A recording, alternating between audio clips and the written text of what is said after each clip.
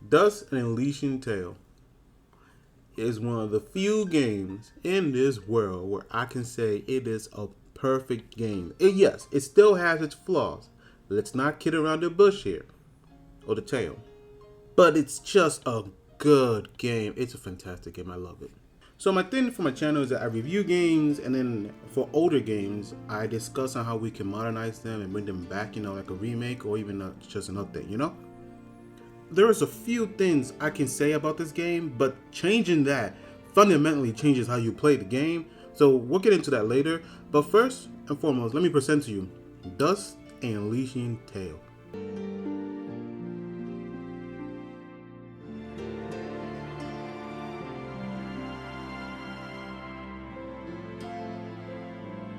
So we get this cool intro scene where we're just some dude decimating people. I mean, it ain't even a fight.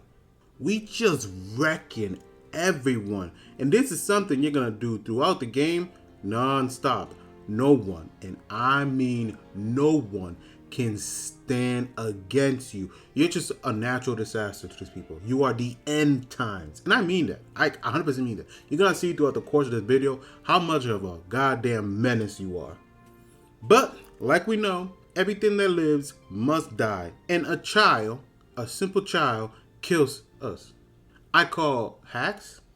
This must be a foul. I don't know what's going on. How does a child stop a menace? I don't know. Either way, an undisclosed amount of time happens to pass by, and we wake up without knowing anything. And then we get a talking sword. This is one of the few things in the game that you will find completely and utterly 3D. It's kind of weird, but you do get used to it. You just get used to it faster than you think you would. Oh, and this is Fidget. She's a Nimbat, and she's afraid of heights, but she can fly. She makes a very strong case why she's afraid of heights. Finally, we're out of those caverns. What's the matter? Afraid of the dark? Ha! I laugh at the dark.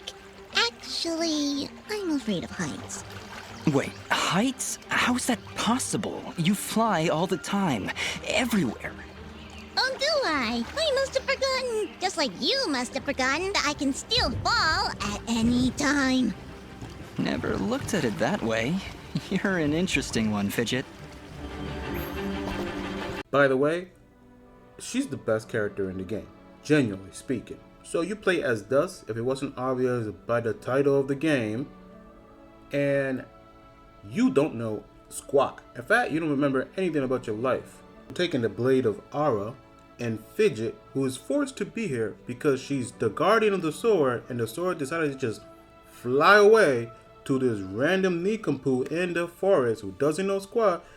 We're not going on an adventure. So like every Castlevania ever, we move to the right. No, I'm serious. Find me one that does not start by you walking to the right. I will wait. Oh, by the way, I have to say this. I really do.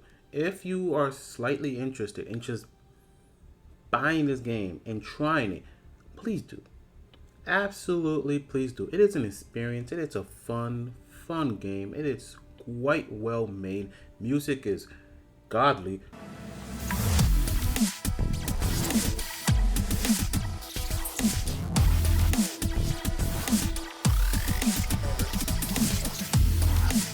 Secrets are plenty, but more importantly, it is worth your time.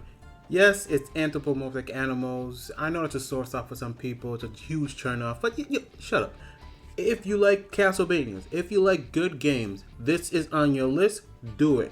Buy this game. I promise you it is worth your time. No, I demand you to buy this game. It is that good. If you know, you know. I'm preaching the gospel right now. This is strange. Back to the story explanation. So after we keep moving to the right, we unlock the most OP ability in the game, the Dust Storm. You're going to be pressing this button a lot. You can't hold it forever, but you're going to be pressing this button a lot. Essentially, you spin the sword. This never gets old at all. Not only that, you can use it while in midair. And with that one ability, the Dust Storm, you can fly.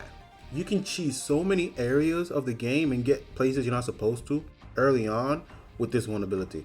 You have an enemy above you, and you can just rock it far beyond what you're supposed to. And then you add Fidget. She throws this. Please contain yourselves as I demonstrate.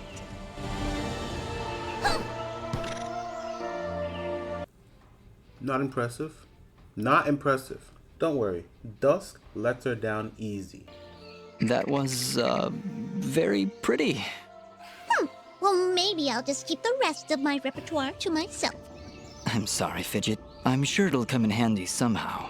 But out of nowhere, Ara, the MacGyver, tells her that we can do this together.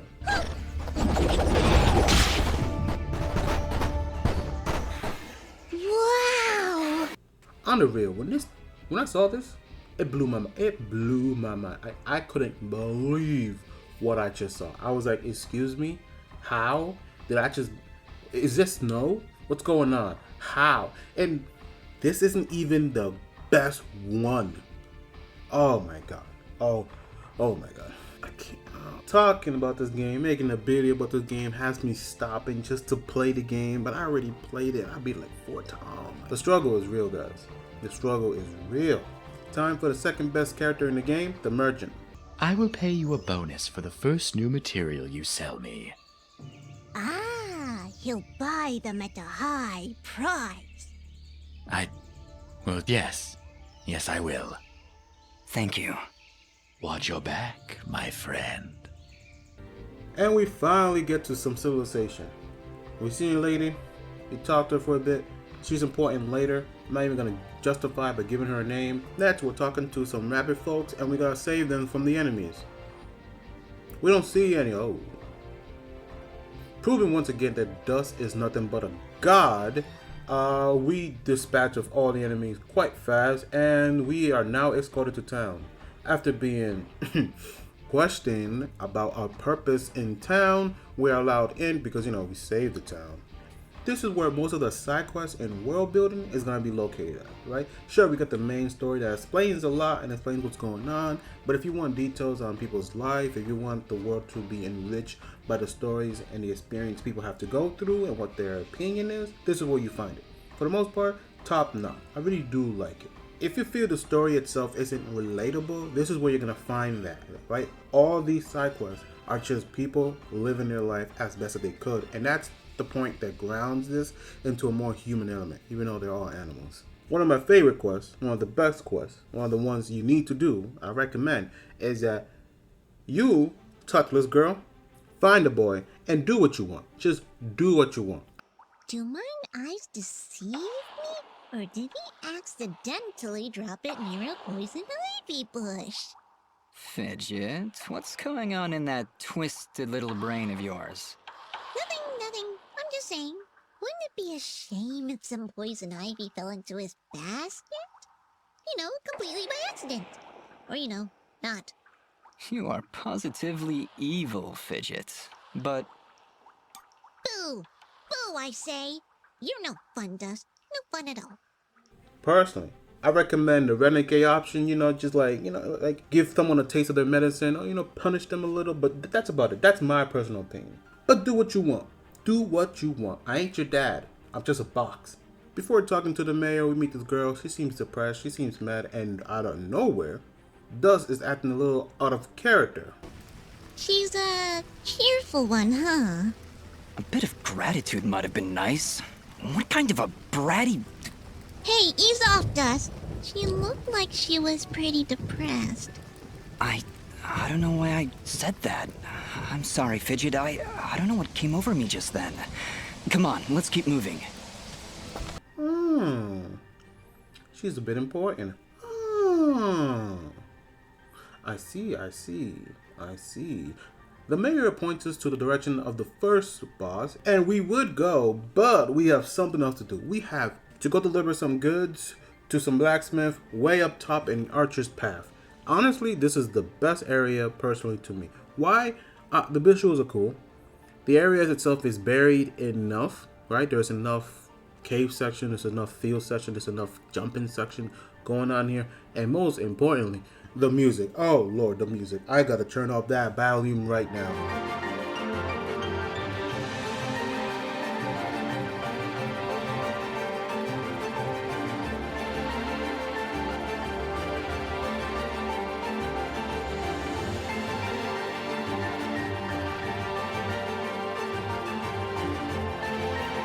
I hope you guys like that small edit. I think I did really good. I think it looks nice. Either way, this is Haley. She's the baddest girl of all the land. In fact, she's the only one that matters. Look at her huge hammer.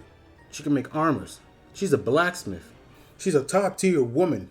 She is mainly the only reason we ever stand a chance in this game. The items and equipment that you find throughout the game are imperative to your survival. Sure, you can beat this level 1, no equipment, but why would you?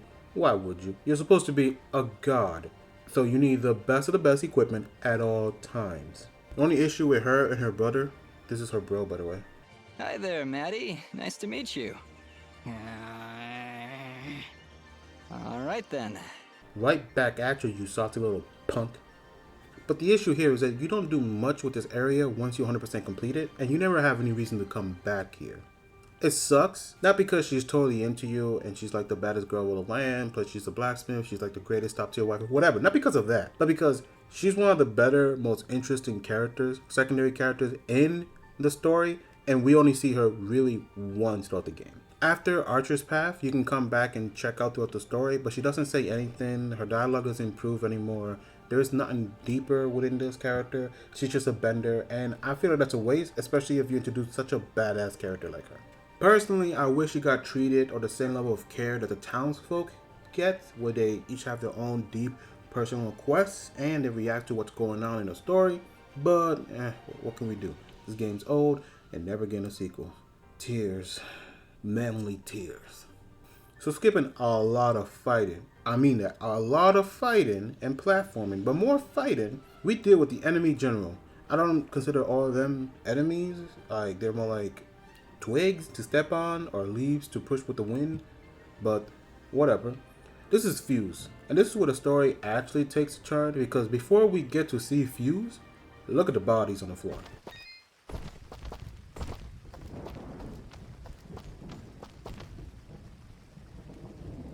So, you've come. What have you done? You murdered all these innocent people. That being said, there's some story behind these two guys. Like, apparently, Fuse knows you, but doesn't know you, and he lost his family, someone killed him, you don't know who did it, you have amnesia, and you fight. It is not a fight. I know I've been joking around a lot when it comes to this video, but I'm gonna be 100% real with you. This game does have its touching moments.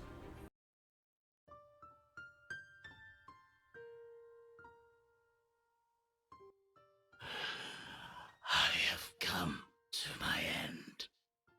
What are you? Among the last of a dying breed, a once proud race, extinguished by your hands. My hands? You and your warm-blooded kin. We Moonblots were outcast, scattered to the wind. You and others like you, they came to my village, killed my family. I can't remember. There is sadness in your eyes, but it is not guilt. It is loss. After all you've done to my kind, you still think only of yourself. Perhaps that is for the best. Your leader, Gaius, he led you and your fellow assassins into battle. Assassins? He even murdered his own kind, our greatest allies amongst the Warmbloods. But one escaped. She was the only one I would dare spare in the slaughter that was to come. She? Who are you talking about? Who did I kill? Who knows? Who sees? My vision has left me. I return now to the life thread and to my brethren. No, wait! Farewell, Warmblood. Ashes to ashes. Dust to dust.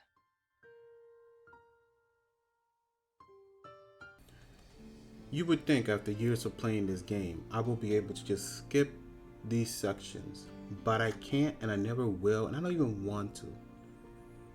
I don't know if it's the presentation, the music, the dialogue, the writing, or even the voice acting, but everything about these moments in this game just shut me up, and I love it every single time. I've beaten this game at least 5 times already, and I can't bring myself to skip any of them.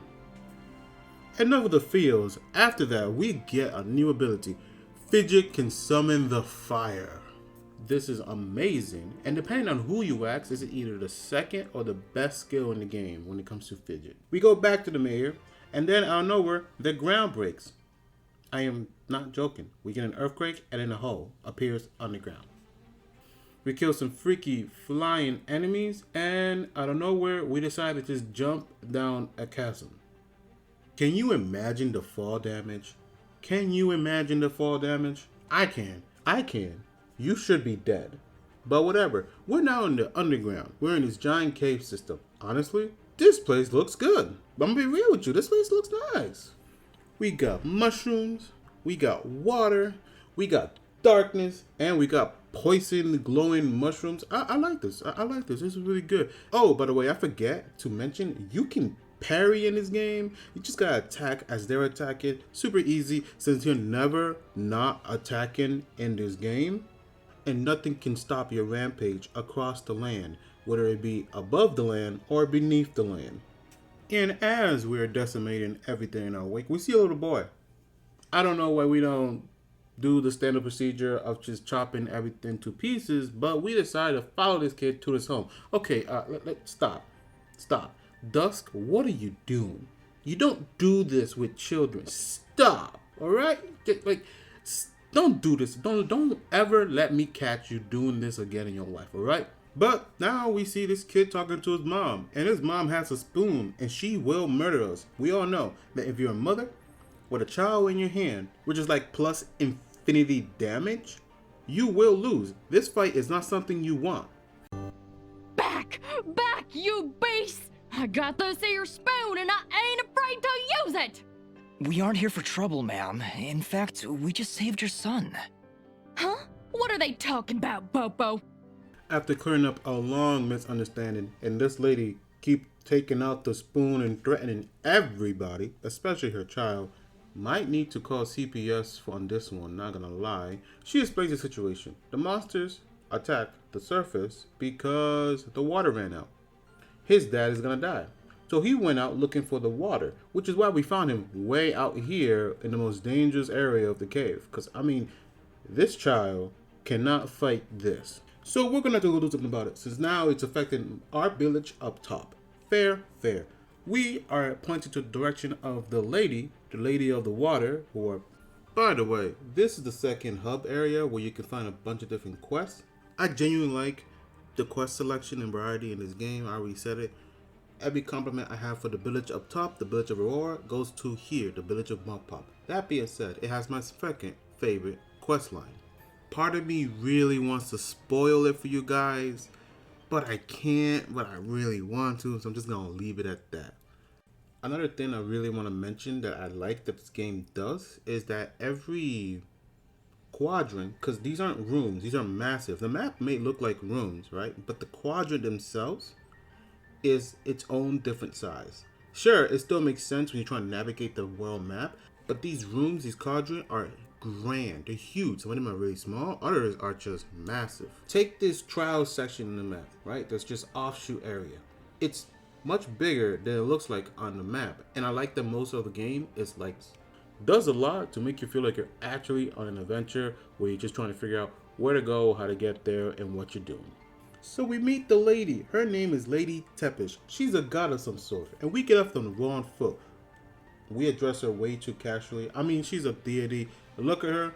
Does she look anywhere near mortal to you? No. Either way, she's kind of pissed that there's a war going up top and her waters are being used to fuel that war. So she cut the supply for everybody. And much like Dusk says, But you are punishing innocents and guilty alike. Your own followers in Mudpot will die without that water. So we had a fight.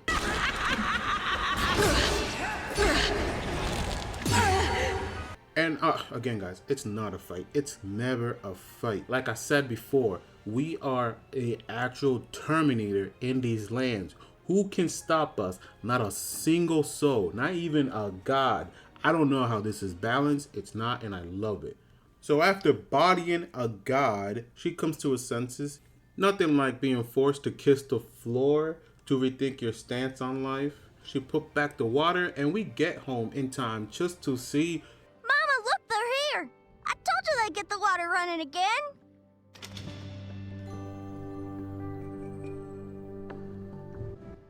Bobo, darling, please come inside. Mama? What is it, Mama?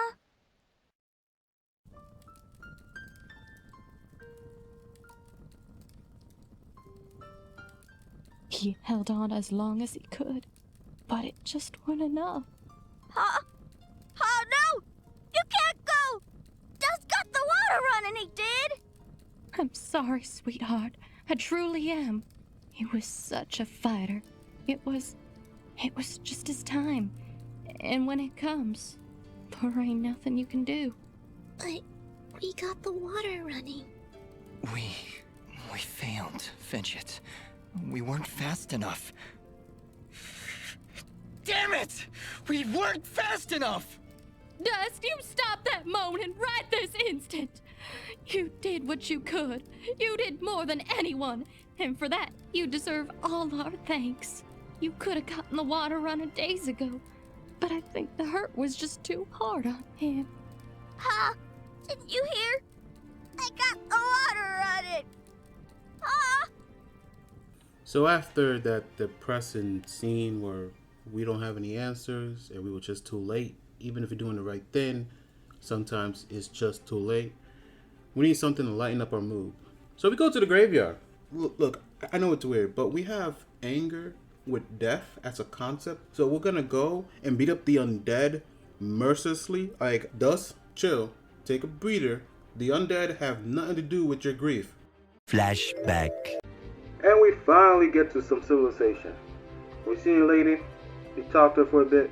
She's important later. I'm not even gonna justify it by giving her a name. End of flashback. Okay, so her name is Cora, and she's just here chilling. Apparently the monsters don't attack her.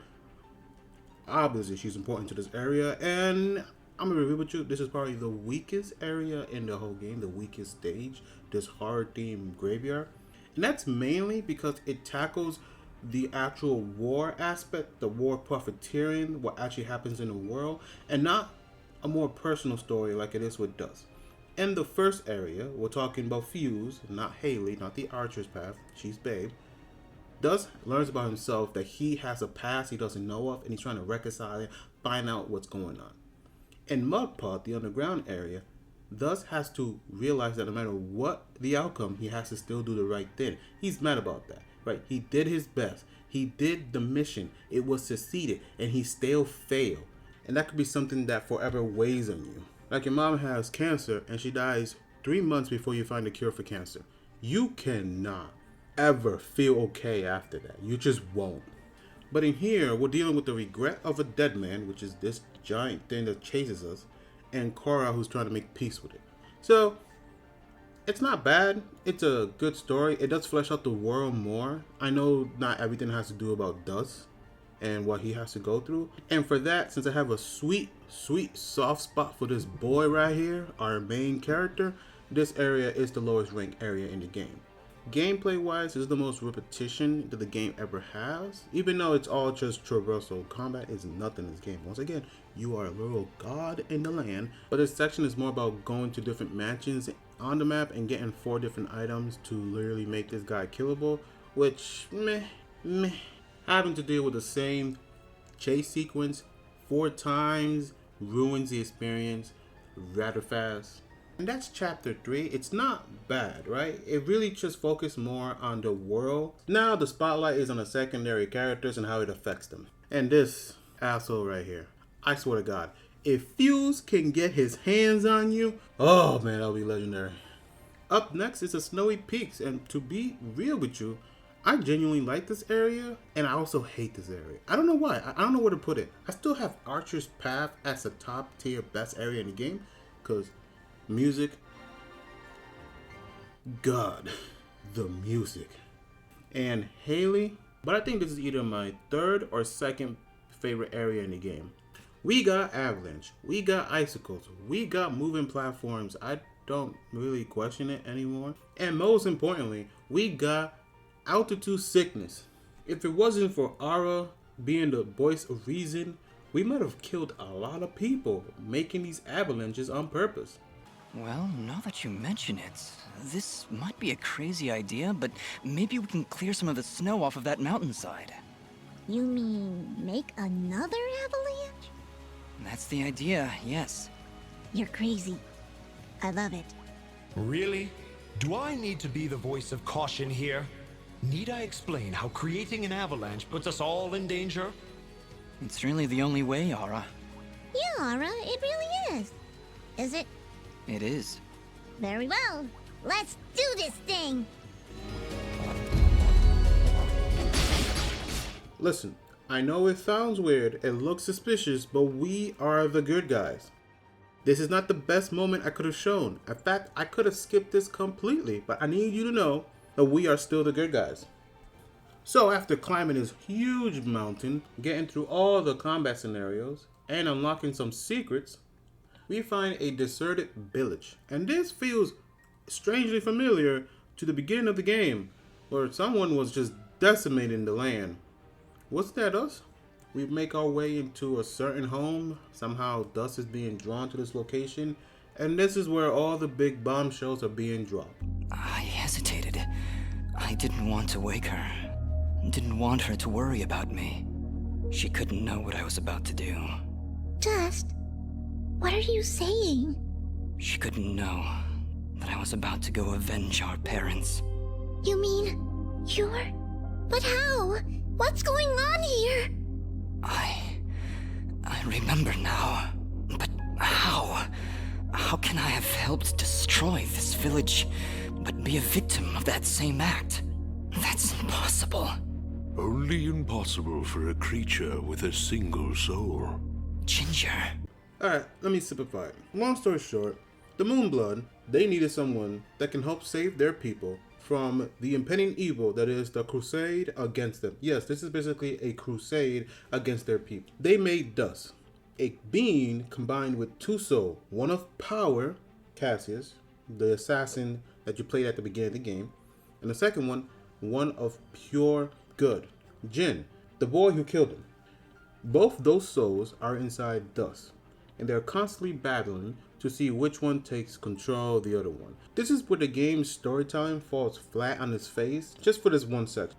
The best way I can describe this section is that it throws away the nuance with the bathwater, because it's telling you that if you have power with no innocence, no goodwill, it turns evil. But if you have pure innocence with nothing to back it up, it's worthless. And that's a really bad message to send. More like innocence should grow to be stronger and power needs to be tempered with discipline or something like that. It could do more with this message, but they simplified it. This is a kid's game. We're playing with animals. Pause. What do you mean by that? Wait, stop. We're playing as animals. Stop, please. Put the phone down. Don't call Peter. They will kill me. Thus is known as Mithrofen, hence the name, and now he wants to do his part in saving these people. After about 20 minutes of info dumping on everybody, we move on to the next area. The chapter is concluded. No boss fight, but we really don't need one. The boss fight itself is that info dump. Would have been nice to have some ice power for Fidget, but I do forgive it. It's not that big of a deal. So next is the war arc, where we literally have to prepare for war and venture forth to war. This is where you should, no lie, go back to the world, use all your upgrades, your double jumps and whatever, to 100% the map. Do it, please. Now, I do love that you can use Fidget and the environment to actually clear some of the quests that they have you do, some of the objectives. I wish the game did more with that. You don't really need it since this game is focused more on exploration and the spectacle that is combat. By the way, having people running with you into combat feels good.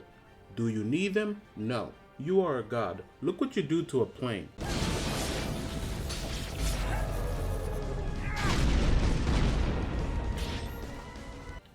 Is this a plane? Is it even a helicopter? It don't matter, it's dead. Don't bother trying to make sense of how that works. It just does. If you're trying to get the max level achievement, this is the location. Go ham, go strong, go wild.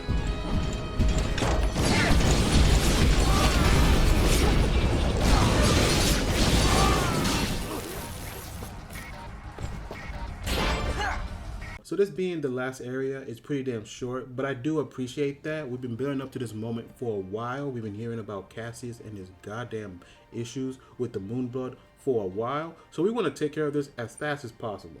So once you get there, we have a good heart-to-heart. First, we destroy these Moonbloods once and for all. Then I can help rid you of these fantasies that have spoiled your mind. Just listen to me. Cassius was my name. That doesn't matter. It's all that matters. All those people I killed, Fidgets. How could I possibly redeem myself in a mere few days? Talk and damn, Dust is out for blood. He's made up his mind and he's going for it. I am justice incarnate, brought to this world by forces beyond your comprehension. A cleansing storm to sweep across the land and purge it of your foul presence. I am dust, and your campaign ends here now. Throw down your weapons and surrender, or you will face an enemy unlike any this world has ever seen. Cassius, please, don't do this. You know you cannot win. Let's end this.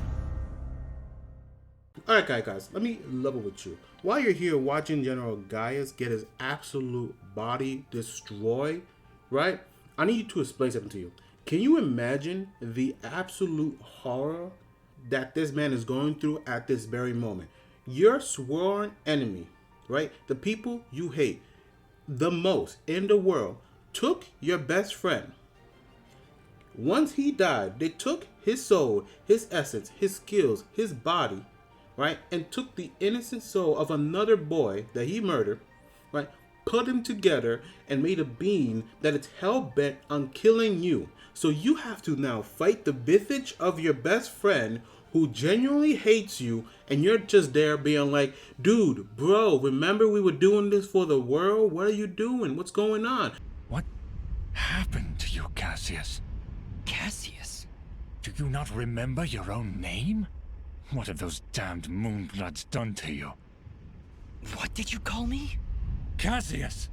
That's who you are! As he's battling his feelings for his friend and fighting his friend, he doesn't know what to do. That being said, Dust cannot be stopped. He's a god nonetheless. As you're seeing in the background, that is a ass whooping of the century. Rightfully deserved, by the way. And what makes it even worse is to hear him say stuff like this. You cannot win, Cassius. You never could beat me. Stop calling me Cassius! There was a time when you stood by my side. We were allies once. Not anymore, General. I'm not your ally, and I'm not your friend. Now raise your blade or drop it. You never could scare me either, Cassius. Very well. To the death! Honestly, can you believe the mental and emotional damage that's being done to this man? Rightfully so, but Jesus. This makes Cassius probably the most nuanced character in the game. Because every time we hear him speak about his friend Gaius, it's all about worried and love and trying to give him a second chance, trying to talk to him, trying to help. Don't you remember anything, Cassius? Why would you draw your blade against your fellow soldiers? Why would you draw your blade against me? You're destroying this world, Gaius. You and your soldiers cannot be allowed to continue your campaign. This world belongs to the strong, Cassius. It belongs to us! Don't you remember your duty? Don't you remember your friends? I remember everything. And it changes nothing! That's good writing. Fantastic writing. He's still pretty much a bad guy, right? He's basically Hitler. But still, this is good writing. The game ends roughly after that. It hints at a sequel. We never got it. I wish we did. This game is fantastic. I love it. If I had to rate it, it's probably one of the best games I've ever played. 9 out of 10, 10 out of 10 for bias, 9 out of 10 are being completely fair and honest. Alright, so how would one bring this game back in today's modern age? I don't think you can without just giving it a simple remaster. Up-res it, maybe new tracks. Don't make new music for Archer's Pass. That is a golden. But how would we do it? Because if you've been paying attention, you would know the absolute issue with this game is that you yourself are a god that can't be really touched. Even on the highest difficulty, the meta of don't get hit is literally all you need. There is no downtime. There is no cooldown for Dust. He's always up. You're simply too strong. From minute 0 to the last time you hit Gaius, you are overpowered throughout the whole game. And to be honest, that's refreshing in a Metrovania. You're never strong out the gate, right? Sure, you don't have double jump or the ability to climb walls, but you don't need them, right? You don't need them. And more importantly, most Castlevanias start off rather slow and then pick up. For example, in Hollow Knight, you have to wait a long time before you can even start dashing. In Blasphemous 2, you have to be about half of the game before you unlock double jump. And yes, you get double jump in Dust, you get the ability to wall climb and everything, but that doesn't help you in combat at all because you just decimate everything all the time. And if you are to change that aspect of Dust and Elysian Tale, how strong you are, you will have to fundamentally make a new game. The story itself, the tale, oh man, I can't believe I just said that. The story that's being told here can stay roughly the same, and it should. It's a good, well-told story. Sure, you can add to it. You can make it though some decision the Dust has to make a little bit more morally ambiguous, or even if you choose the moral correct choice, you know, like save these people, you damn the other ones because it ain't the right choice at the end of the day, because you have to be a little more callous with your decisions. Sometimes you need to be cold to do the right thing. And yes, we can have those moments in the game, but overall the story is fine, fantastic, 9 out of 10. It's weird because in the story, Dust is supposed to be a destructive force in the land to wipe out General Gaius and his forces, and he's doing that throughout the whole game. But to make it more challenging for the player will be to remove that exact element in the game. Oh man, it's confusing. So the only way to rectify this is to make a second game, an Elysian Tale 2, you can call it Dawn or whatever. That would be cool. And then just make it so you're a completely new character that has a new weapon that isn't a god that has to build up to that strength. Because no one's touching Dust, and I would like him to stay the same. Anyways, that is the video. Let me know what you think down below, and whatever you do, you make sure you have a good day on purpose. And I'll catch you on the next one.